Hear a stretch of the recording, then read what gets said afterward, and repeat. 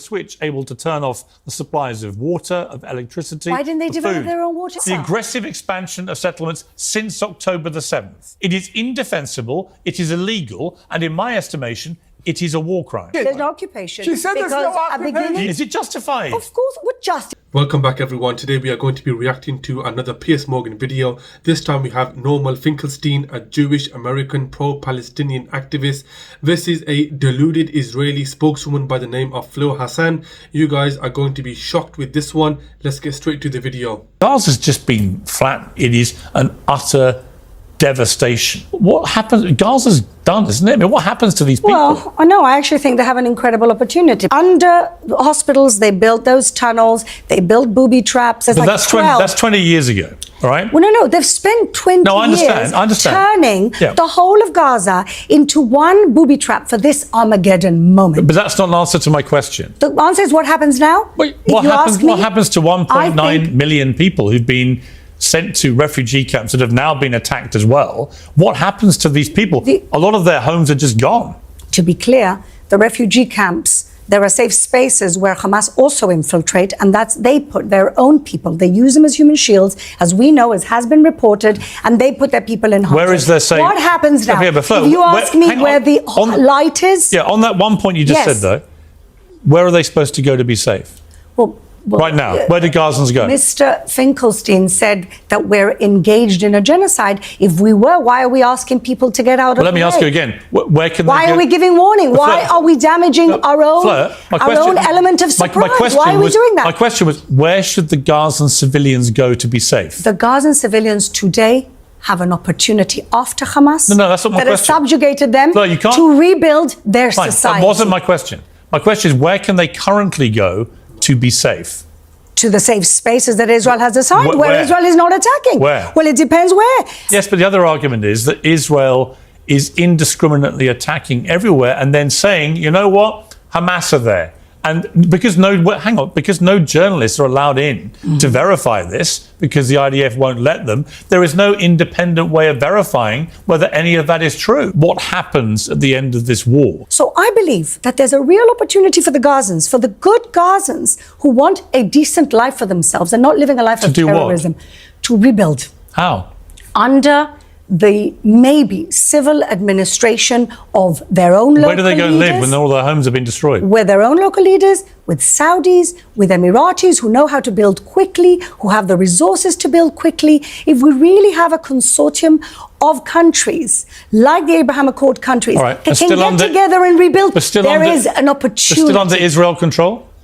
I don't think Israel should be controlling them. So Israel would back off completely? We have to retain security control so we don't have another massacre. So you would have control. Okay. But not administrative control. Well, you just said you have control. But eventually we don't have to have any control. You know what? Eventually it'd be really nice actually if Israel had no control. It shocks me to my core that these are the types of individuals who are in positions of power and control.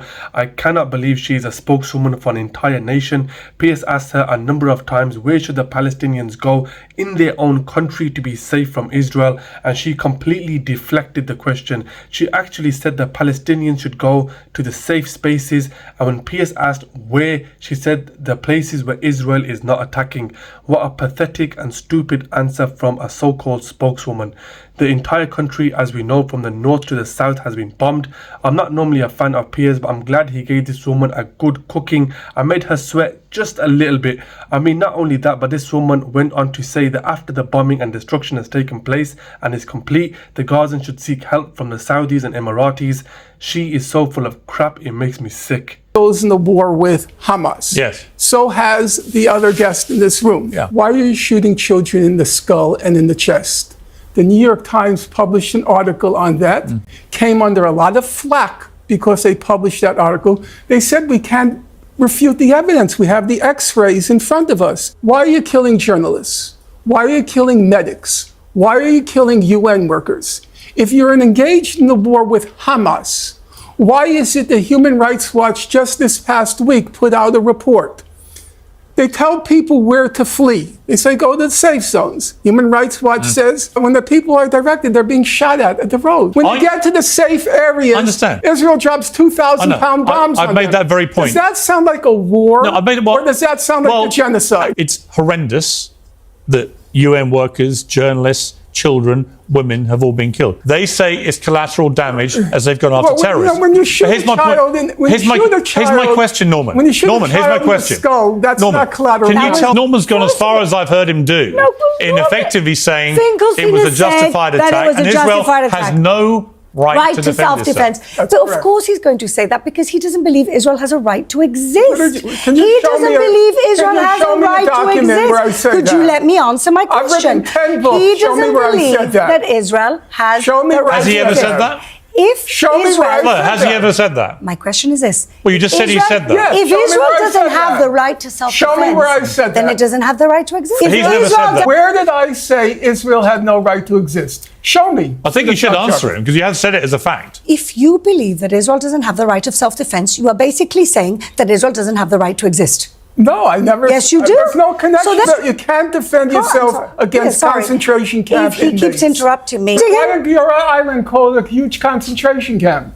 Why? 2004. I don't speak for him. Hey, you could just Google 2004. it. Yes. We left in 2005. Look. In your imagination, Excuse you me. left. According to the International this Committee man- of the Red Cross, you didn't Yes, leave. oh, we know- According we to know how neutral according they to are. Human Rights Watch, you didn't leave. We know how neutral they are. According to Amnesty International, We know how I know. neutral. There can be no doubt that even if Israel says we unilaterally pulled out in 2005 and withdrew troops and so on to the border or whatever, there's no doubt that Israel continued to exercise a form of occupying control. And we saw that very clearly after October the 7th, when Israel was, at the flick of a switch, able to turn off the supplies of water, of electricity. Why didn't they of develop food. their own water No, but here's my infrastructure? question for you, Flo. Why didn't they use Here's the my money question to for you. develop their own Here's my electricity? question for you. Why? Here's my question for you. Given that Israel had that power, you can dispute the word occupation, but they had a control over the people of Gaza, the Palestinians, which I don't think they should have had. What gives Israel the right to exercise that kind of power over the people of Gaza? It wasn't over the people of Gaza. It Well, was it was. a terrorist entity. Are you saying all Gazans are Hamas? No. So just to follow on from what Finkelstein has said, 138 journalists have been killed, targeted and killed, 500 medics, some sources say that number is closer to 1,000, 330 UN workers, stated on the UN website themselves.